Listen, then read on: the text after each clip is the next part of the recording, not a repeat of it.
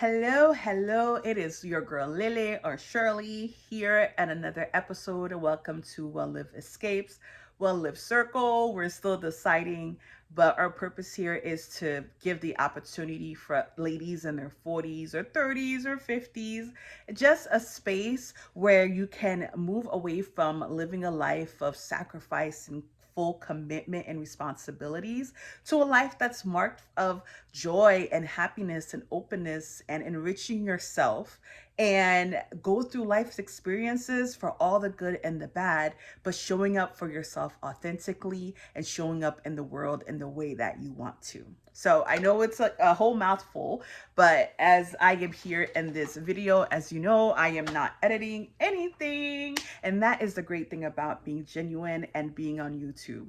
So even though I shared a lot or said a lot, it is a passion of mine to really come here as natural as possible, just very authentic and not provide all the aesthetics, because I feel that those who are going to find this channel will find it. And maybe I should have done a little bit better when I started posting, but as I'm learning what's the best way to do it, I'm gonna keep showing up the way that I can, and the way that that is genuine and real and raw. So this episode, I wanted to discuss about what does it living a well-lived life looks like. I recently, I would say last year, my dad came over in town with my mom, and I wanted to share this life change that I was planning on doing. And I wanted for him to know, growing up, sometimes we feel like our parents are just like, I wouldn't say old school, but they just live differently and they don't see the changes of the generations or like growth, right? So I was just kind of like, I don't want to tell him, but at some point he's going to need to know. So I made the mistake of sharing it with him in a real authentic way. And first of all, he was shocked. And then he was like, "Are you sure you know what you're doing?" And he had all these questions and things he had to say. Now, generally, my father is that kind of person. It's not about being overprotective, it's more so of giving you his perspective and hope that what he's telling you can change your mind, especially if he feels like it's something that you should not do.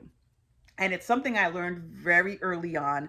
And I learned to stop doing that with him because I realized his perspective and his experiences are a little bit different than what is happening at that's what's happening right now. So it's not a thing about, right or wrong, but it was just really me sitting with myself and like, hey, you know what? I can't live my life for my parents, or nobody should, but I understand and I respect them, but it doesn't mean that they're gonna be the ones dictating my life. Otherwise, I'm living their life and not mine. So that's just the way I generally see him or see things. So when I share things with him, I fully process and make sure that I know what it is.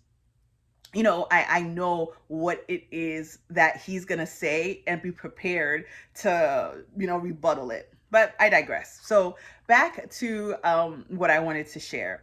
During the conversation with him, like I started seeing that the way he saw the world was different from mine. And it's not because it's better or not. It's just more so I knew I was living for me. So therefore I had to show him that I'm going to do what I need to do.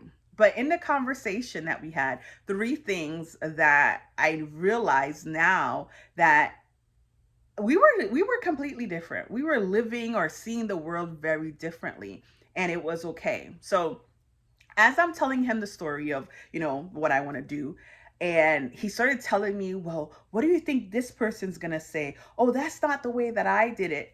And in the conversation, I realized there was a lot of key words that I was saying to him that he wasn't getting. So, like the word no, when I told him no, he kind of was like, "What you mean no?"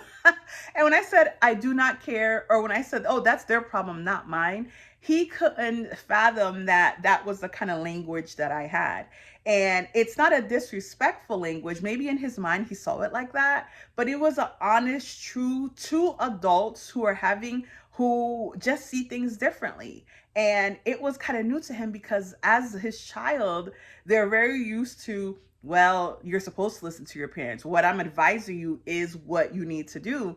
And at that moment, it was not working for me. It was not, and it wasn't going to. So it was very new to him to accept the words that I was using, not as a disrespect, but showing him that that's just where I am right now. I don't think the same way as you. Now, second, I shared with him that, yeah, I've gone through therapy. I discussed this with this therapist, and, I've gone through processing, learning, reading books that really helped me be attuned and aware of the way that I'm showing up in this world. And it's not, he was like, oh, that's good, but he didn't understand like the things that I was sharing that I learned through therapy. Like, first of all, it is helpful to go to therapy, but of course, older people, older generation, they were like, therapy what? If you're having a problem, seek God, seek a spiritual person to get you through certain things. And yes, of course, having that faith that God will absolutely handle it all, but knowing that there is some action that may be required on your part as well. So the idea of going to therapy or telling somebody else my personal business was like, why are you doing that? Or we don't do that kind of stuff. And unfortunately, I had to let him know, unfortunately, yes, the world is different. Life stressors are different, so we definitely need to be able to have an outlet to speak and to get stuff off our chest. And him and me telling him like a lot of the things and issues that you're having in your life stems from your childhood. And it was new to him to really see that a lot of his behavior was because of how he grew up. And that's not something he really wanted to hear, or he wasn't accepting it. But hey, that's the reality of things. And unfortunately, you have to have known this to be able to accept it. And because he didn't really think it like that, it wasn't something that he was really going to accept. And that is okay. That's a him problem and not a me problem. Okay. The other thing was that we spoke about the principle. He kept saying like, oh, we don't do things, or we didn't do things like this growing up. And I realized that in his perspective, there's not that it's a structure. Sometimes it just didn't work. It's, you can still have those same values, but sometimes when you're in a different place or a different stage in life, that value or that principle may look a little different. um, for example, and remember, keep in mind, he was born and raised and did his, growing up in Haiti. So he came to America as a full adult. For me, I was born in Haiti, left as a really young child. So I grew up here with, a lot different things. And of course, technology and information where people are teaching you things. There's so many resources that are very different from 1999. So for him, certain things that are values and principles, he just thought that we as this generation or millennials were not don't have the same value. Like, for example, working for 40 years at a job. So we are now doing things where, hey, we're job hopping. We're not sticking to just one job for a whole bunch of years. So it's things like that. And it's not that we don't value responsibility or taking, being, having a good work ethics. It's just that our work ethics look different from back then. Even when you think about marriage, back then it was more of a survival. I need this person to survive or to take care of certain things. Now we're seeing it more as a partnership, and it's not necessarily wrong. It's just that it's different. It's the same values because we value family and creating a family. It's just that the way we go about it is different. And this was a very good conversation.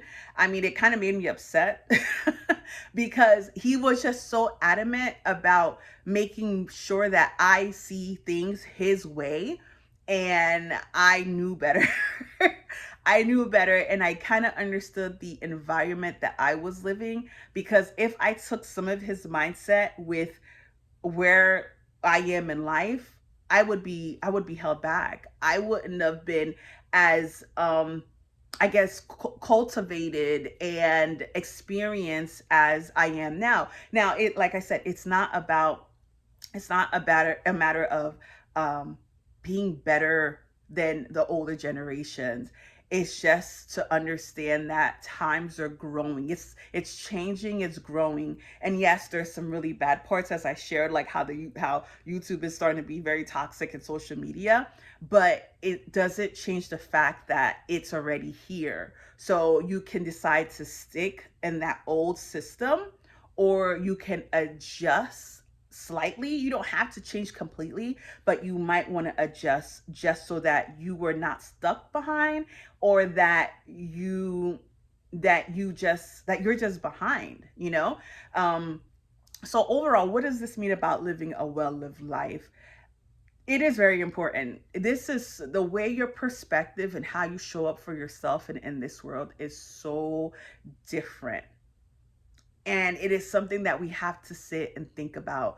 And I know people do not, and it's so important that we do, because if you do not, you will be led based off what other people have said or what other people told you you need to be or live, or you let the world guide you. So you have to sit with yourself, like, what is the life I want to live? What does that look like? And for me, I want to live a life of joy where I am learning, right? I am growing, I am experiencing, I am intentional about the people that are in my life and the things that come and go, and knowing their positions. Um, I want to learn as much as possible. I want to try, and trying doesn't mean I have to be the expert. It just means trying and failing and being okay and moving on to the next. It's the life is so short, and maybe perhaps it's probably the fact that I had this health scare earlier that put me in a position where I don't want to waste a lot of time on things that are old. And yes, life is projecting, and I want to at least know and participate in a way, but I still want to know and be grounded of who I am. And that is important if you want to live a well lived life. I don't, I keep saying well lived is because it's something that you have to create for yourself. What is important to you? Is it making that money to be successful? Like, I see so many videos of people talking about, oh, I want to be successful, but what does that success look like? They want to be married so bad, and oh my gosh, they've been asking God, why haven't you given me a man or children? And it's like, that is something that somebody had told you that you wanted or you should have, but is it truly exactly what you want to have? Or is the possibility of having something different, is that is are you would you be okay with that as well? um and really seeing the world for what it is. Seeing the world for what it is, and knowing how you're going to be in it, because like I said, if you do not know where you stand and how you want to be, you are going to be easily swayed, and you have to find out what's important to you. And when we have the I'm setting up these weekly calls, it's a check-in call. It's to check in with yourself to ensure that your cup is full, whether it is emotionally, right? If it's your physical well-being, how do you feel physically? How do you feel with your relationships that you have? Just all aspects of life, to really check in with yourself, because when you know where you stand, it's very hard to kind of get you off that, and you know that you're living a life that you're excited about, that you find joy in, and that you feel that you're having a life of purpose. And I think that's what the pastor was talking about the other day, um, about living a life that is on purpose. And we have to take time to process that. So I encourage you to think about how you want to show up. People are going to influence you, and parents are really, really hard, because we want to live, a life that makes them happy, or to show them, like, oh, look, mom, look, dad, we want, especially if you did not have a father or a mother in your life, you want to live either better than them, or similar, or maybe completely opposite. But just really focus on living the life that works best for you. because you don't want to be chasing somebody else's life at all. And living a well-lived life is your life that you set, that you created for yourself. So I share this as just some little talking moment, and a perspective that you may want to take. If you have had deep conversation with your parents, have you like see their point of view, their perspective? Was it similar to you, or did you realize that, yeah, we're definitely living in a different a different life perspective there, that things are definitely not the same? So feel free to share your thoughts of what I shared in terms of um, being able to show up differently than the way that your parents may have showed up. So thanks for watching. Definitely subscribe if you for more deeper conversations. And as I'm definitely growing the channel, I'm just showing up and just thinking about stuff, so feel free to clean or do other things and just listen, and share your perspective and your views, because it's always the way for us to grow and for us to learn from other people is to be able to hear their perspective and see how they are doing things. So feel free to share in the comments. Thank you so much, and I do invite you to our weekly call, our weekly check-in call. I think it is going to be beneficial. It was something that I joined on a more of a wellness purpose, but this is just more cultivating a life that you want to live, a well-lived life. All right, have a great day.